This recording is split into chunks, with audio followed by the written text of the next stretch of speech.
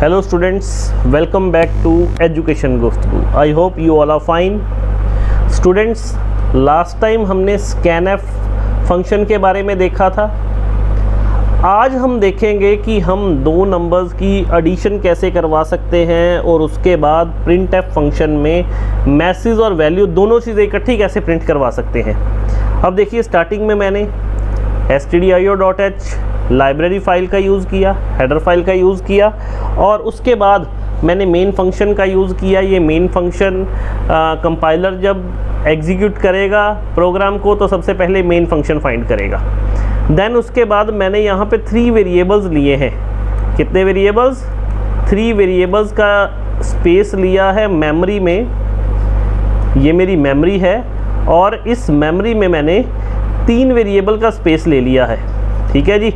एक a variable का space ले लिया, एक मैंने किसी जगह पे बी वेरिएबल का स्पेस ले लिया, एक जगह पे मैंने सम नाम का वेरिएबल यूज़ करके उसके लिए स्पेस ले लिया. और एक चीज़ याद रखना, जब हम वेरिएबल नेम यूज़ करते हैं तो हम किसी तरह का भी वेरिएबल नेम यूज़ कर सकते हैं. आपका अपना नेम भी हो सकता है, लेकिन कोशिश कीजिए कि आप सिर्फ़ और सिर्फ मीनिंगफुल वेरिएबल नेम्स का ही यूज़ कीजिए. ठीक है जी. आप क्या कीजिए, सिर्फ और सिर्फ मीनिंगफुल वेरिएबल नेम का बच्चे यूज़ कीजिए. अब देखिए, ए में मैंने सबसे पहले अब यहाँ पे एक मैसेज प्रिंट करवाया, एंटर द 2 नंबर्स. यहाँ पे 2 नंबर्स एंटर हो जाएंगे. लाइक मैंने कोई 10 नंबर इंटर करवा दिया और एक 20 नंबर इनपुट करवा दिया. ठीक है जी.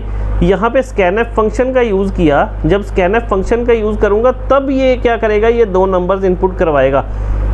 ये printf फंक्शन क्या कर रहा है जी, ये एक मैसेज प्रिंट करवा रहा है जस्ट, ताकि हमें पता लग जाए कि इसके बाद अब हमें 2 नंबर एंटर करवाने हैं.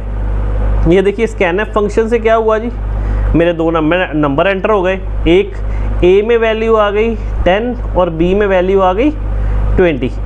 ठीक है जी. अब उसके बाद आगे बढ़ते हैं जी. पेन का कलर चेंज कर ले जल्दी जल्दी से. अब देखिए आगे हमने क्या किया, यहाँ पे एक सम फंक्शन यूज़ किया. सम फंक्शन a प्लस बी. अब अच्छे से देखना, सम फंक्शन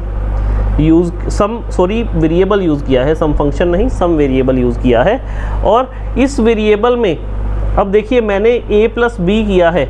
a के पास कितनी वैल्यू है, यहाँ पे a के पास है 10, b के पास वैल्यू है 20. ओके जी. अब इन दोनों वैल्यू की जब एडिशन हुई तो रिज़ल्ट आ गया 30. और ये अपने पास है असाइनमेंट ऑपरेटर. असाइनमेंट ऑपरेटर क्या कर रहा है, ये वैल्यू को असाइन कर रहा है. ये जो 30 वैल्यू आई, इसने 30 वैल्यू दे दी यहाँ पे सम वेरिएबल को दे दी, और ये सम वेरिएबल ने 30 वैल्यू अपने में स्टोर करवा ली, अपनी मेमोरी में स्टोर करवा ली. और उसके बाद अब आइए नेक्स्ट. अब उसके बाद अपने पास आ गया printf फंक्शन. अब सिर्फ इतने पार्ट को देखिए जो मैंने अंडरलाइन किया है. इतना पार्ट अब मैसेज प्रिंट करवाएगा. मैसेज प्रिंट करवाने के बाद मैंने यहाँ पे यूज़ किया है कोमा.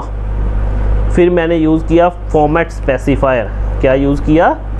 फॉर्मेट स्पेसिफायर यूज़ किया.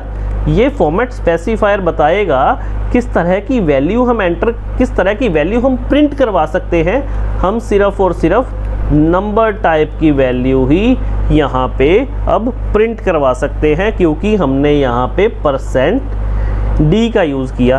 देन हमने डबल कोट्स के साथ नीचे कोमा यूज़ किया. ये एक स्ट्रक्चर है प्रोग्राम की. ठीक है जी, जो हमें फॉलो करनी होती है.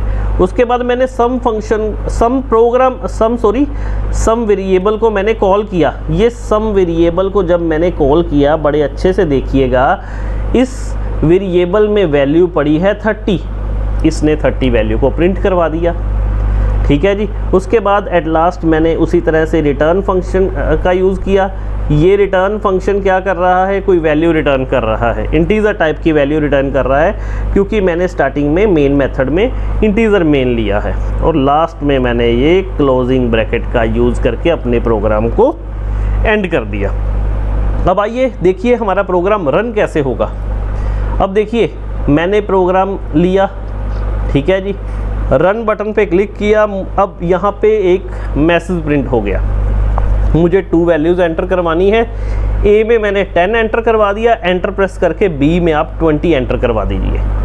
अब उसके बाद देखिए यहाँ पे अपने पास एडिशन ऑफ 2 नंबर एक मैसेज प्रिंट हुआ, देन यहाँ पे वैल्यू आ गई जो सम में स्टोर थी, वैल्यू सम वेरिएबल में स्टोर थी 30, अपने पास यहाँ पे वैल्यू स्टोर हो गई। अब आई होप आपको ये प्रोग्राम समझ आया होगा बच्चों। घर से आपके लिए अब ये आपके लिए होमवर्क है।